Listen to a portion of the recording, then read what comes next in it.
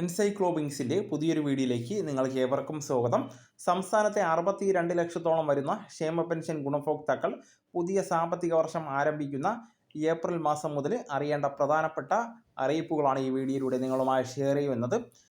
വിശദ വിവരങ്ങളിലേക്ക് കടക്കുന്നതിന് മുമ്പായി ചാനൽ ആദ്യമായി കാണുന്ന സുഹൃത്തുക്കളാണെങ്കിൽ ആദ്യമേ തന്നെ സബ്സ്ക്രൈബ് ചെയ്യുക. അപ്പോൾ നമുക്ക് വിശദാംശങ്ങളിലേക്ക് കടക്കാം. ആദ്യത്തെ അറിയിപ്പ് മാർച്ച് 26 മുതൽ സംസ്ഥാനത്ത് ആരംഭിച്ച ഒരു മാസത്തെ സാമൂഹിക സുരക്ഷാ പെൻഷനുകളുടെ വിതരണം സംസ്ഥാനത്ത് ഏപ്രിൽ 4 വരെ ഉണ്ടായിരിക്കുമെന്ന് ധനകാര്യ വകുപ്പ് വ്യക്തമാക്കിയിട്ടുണ്ട്.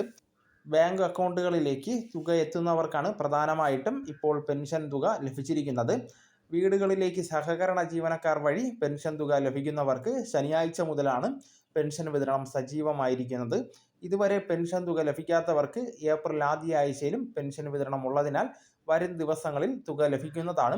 രണ്ടാമത്തെ മറ്റൊരു അറിയിപ്പ്, പെൻഷൻ തുകയിൽ 200, 300, 500 തുടങ്ങിയ കേന്ദ്ര വിഹിതമുള്ള 8 ലക്ഷത്തിലധികം പേർക്ക് ആ തുക കുറഞ്ഞതിന് ശേഷമുള്ള പെൻഷൻ തുകയാണ് അക്കൗണ്ടിൽ എത്തിയിട്ടുള്ളത്. എന്നാൽ സംസ്ഥാന സർക്കാർ പെൻഷൻ വിതരണം 26-ാം തീയതിയാണ് ആരംഭിച്ചതെങ്കിൽ അതിന് ഒരു ദിവസം മുൻപേ, അതായത് മാർച്ച് 25-ന് ഒരു ഗഡു കേന്ദ്ര വിഹിതത്തിന്റെ വിതരണവും നടന്നിരുന്നു.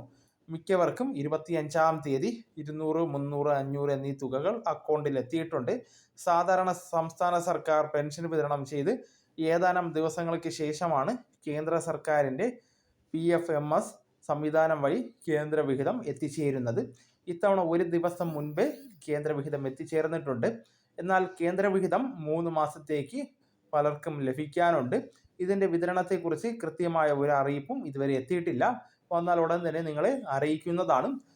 മറ്റൊരു പ്രധാനപ്പെട്ട കാര്യം, 2024 മാർച്ച് മാസം മുതൽ 2025 മാർച്ച് മാസം വരെ ഒരു വർഷം എല്ലാ മാസവും കൃത്യമായി സംസ്ഥാനത്ത് ക്ഷേമ പെൻഷൻ വിതരണം നടക്കുകയുണ്ടായി.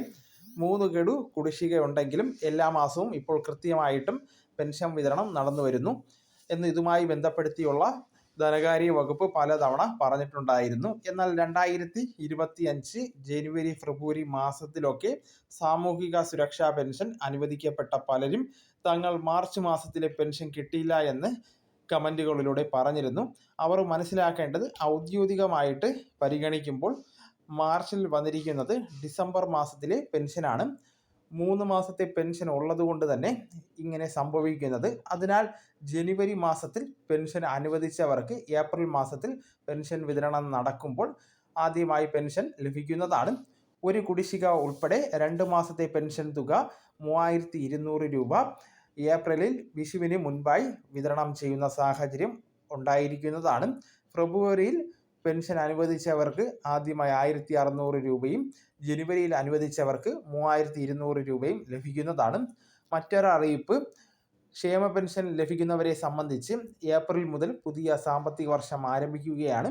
കുടിശ്ശികയായിരിക്കുന്ന 3 മാസത്തെ പെൻഷൻ തുകയായ 4800 രൂപ ഏപ്രിൽ മുതൽ ആരംഭിക്കുന്ന സാമ്പത്തിക വർഷത്തിൽ നൽകുമെന്നാണ് മുഖ്യമന്ത്രി ഇതുമായി ബന്ധപ്പെടുത്തി നേരത്തെ അറിയിച്ചിട്ടുണ്ടായിരുന്നത്.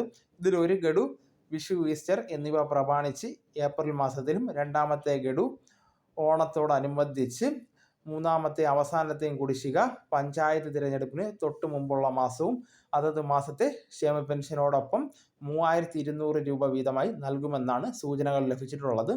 അതുപോലെ തന്നെ പുതിയ സാമ്പത്തിക വർഷത്തിലും പെൻഷൻ മസ്റ്ററിങ്ങും വരുമാന രേഖ സമർപ്പണവും പെൻഷനുകാരുടെ സർക്കാർ ആവശ്യപ്പെടുന്നതാണ്.